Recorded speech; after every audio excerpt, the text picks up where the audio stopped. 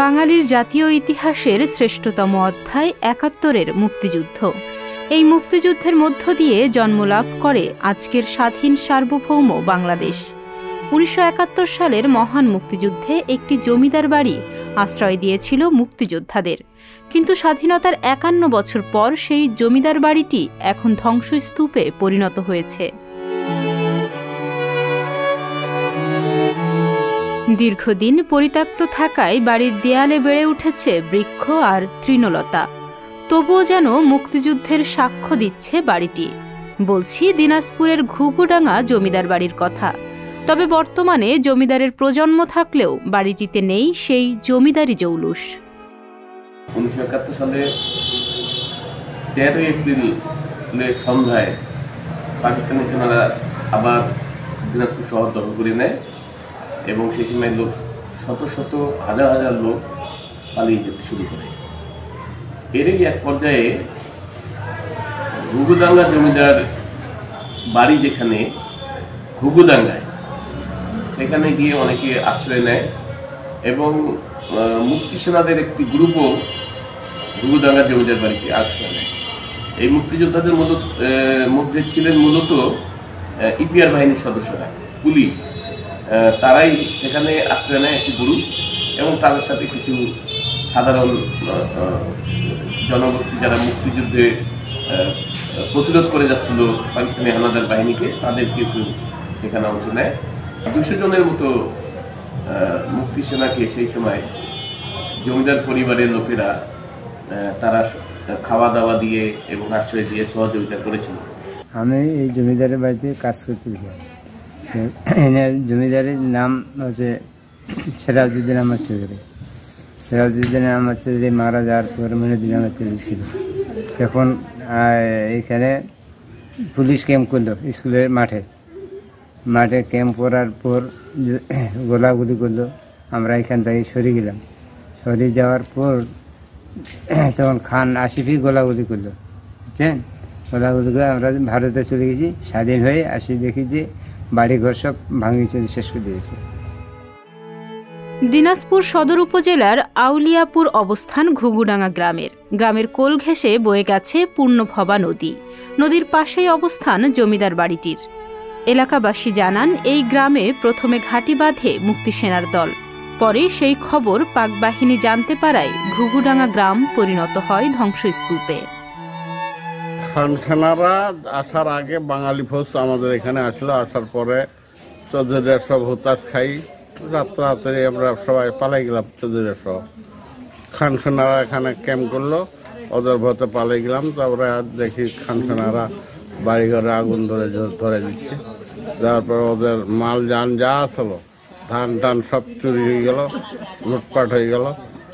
যার পর তো আমরা ভারতে চলে গেলাম। ভারত থেকে আবার ফেরত আসলাম ৯ মাস পর। ৯ মাস পরে আসি, দেখি বাড়িঘর কোনো চিহ্ন নাই। আমার ভাই মারা গেল ইন্ডিয়াতে যুদ্ধ করতে আসছে। এই আমাদের গ্রামে মারা গেছে, স্কুল পাড়াটা বলে, স্কুল পাড়া মারা গেছে। আরও মেলা মুক্তিভোগ ছিল, তারা তো বাঁচিছে। আমার ভাই মারা গেল, আমি সহ গেছিলাম, আমাকে তো ফেরত দিল, আমার নিল। আমি ছোট তখন। দিনাজপুর থেকে কিছু মানে এইদিকের আমাদের বিডিআর, মুজাহিদ, আনসার, এরা একটা ওই ঘুঘুডাঙ্গা স্কুলের কাছে একটা ক্যাম্প করেছিল। তারপরে যখন খানেরা দিনাজপুরে ঢুকলো, ওইখান থেকে বম্বিং করা শুরু করলো। তারপরে তখন এরা আমাদের এই স্কুলের মুক্তিযোদ্ধা ইয়ারা, আনসার, বিডিআররা, আর্মি, এরা সব চলে গেল নদীর উপারে চোখেরহাট। বর্তমানে মূল বাড়িটির পাশেই থাকেন জমিদারের চতুর্থ বংশধর আব্দুল মান্নান চৌধুরী। যুদ্ধ শুরু হওয়ার সময় তিনি উচ্চ মাধ্যমিকের ছাত্র ছিলেন। সেদিনের ঘটনা এখনো যেন তার চোখে ভাসে। যখন এই যুদ্ধ আরম্ভ হয় তখন কিন্তু আমি ৭১-এ ফার্স্ট ইয়ার, বুঝছেন? ৭০-এ আমরা এসএসসি ক্যান্ডিডেট, ৭১-এ ফার্স্ট ইয়ার। আর এখানে এই বড় মাঠে যে দিনাজপুর শহরে কিন্তু খুব গোলাগুলি আরম্ভ হয়েছে। আমরা বুঝতে পারিনি যে এই জন্য হচ্ছে। তখন ওইটা বিহারি ভার্সেস বেঙ্গলি এই নিয়ে মানে গোলাগুলি, বুঝছেন। এখানে কুঠিবাড়িতে অনেকগুলা লোক মারি ফেলেছে, কুঠিবাড়ির এদিকে বেঙ্গল রেজিমেন্টকে মারছে এবং সাধারণ বাঙালি লোকদেরকে মারছে। সেই লোক মারছে হচ্ছে আপনার এই বিহারি সেনারা। বিহারির ভিতর পুলিশ ছিল, আর্মি ছিল, বুঝতে পারছেন, বিডিআর ছিল বিহারির ভিতর, ওরা মারছে এবং ওদেরকে মারতে গেলে ওরা হয় 2-1টা মারছে, কিন্তু ওরা বেশিরভাগ মারছে, কারণ ওরা শেল্টার নিয়েছিল সার্কেস্ট হাউসে। তো গুলি ঢুকবে না, কারণ ওখান থেকে গুলি আসবে, কিন্তু ওদের গুলি ঢুকবে না বাইরে থেকে।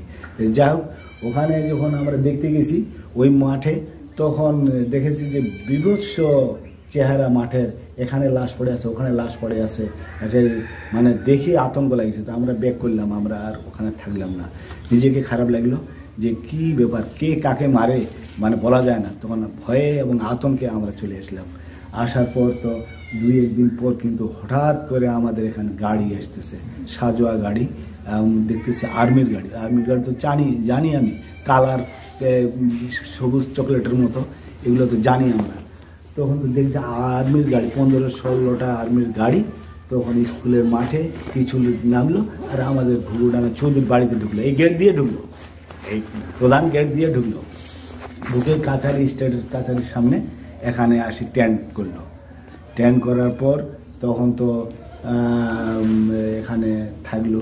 আমরা ওদেরকে আপ্যায়ন করলাম, ওরা বললো যে আমরা খুব ক্ষুধার্ত, আমাদেরকে কিছু খাওয়ার ব্যবস্থা করো। তখন আমরা ওই খাওয়া দাওয়ার ব্যবস্থা করলাম। ব্যবস্থা করার পর ওরা 2 দিন থাকলো আর কি আমাদের এখানে।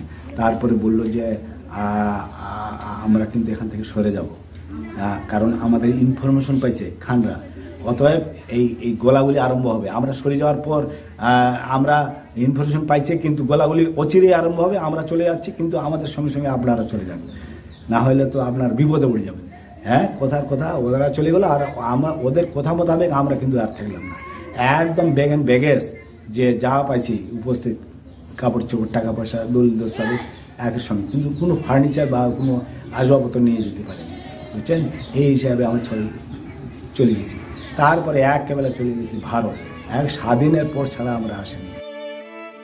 জমিদারি আপ্যায়নে যে বাড়িটি মুক্তিযোদ্ধাদের অভিবাদন জানিয়েছিল, সেই বাড়িটি এখন ধ্বংসের দ্বার প্রান্তে।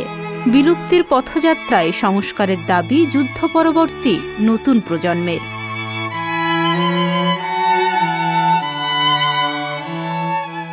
সংবাদ, ফিচার ও অনুষ্ঠানের জন্য ভিজিট করুন সংবাদ প্রকাশের ওয়েবসাইট এবং যুক্ত থাকুন ফেসবুক পেজ ও ইউটিউব চ্যানেলের সঙ্গে।